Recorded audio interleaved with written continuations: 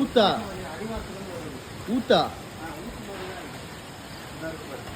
அதுவும் உள்ள இருந்து கிளம்புதா?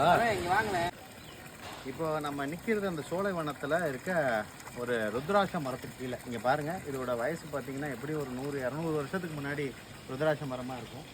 இதில் என்ன ஒரு ஆச்சரியம்னா, இங்கே அப்படியே வாங்கலேன், இங்கே இதில் வந்து ஊற்று அந்த நீரோடை வந்து இந்த மரத்துக்குள்ளே இருந்து வரும்.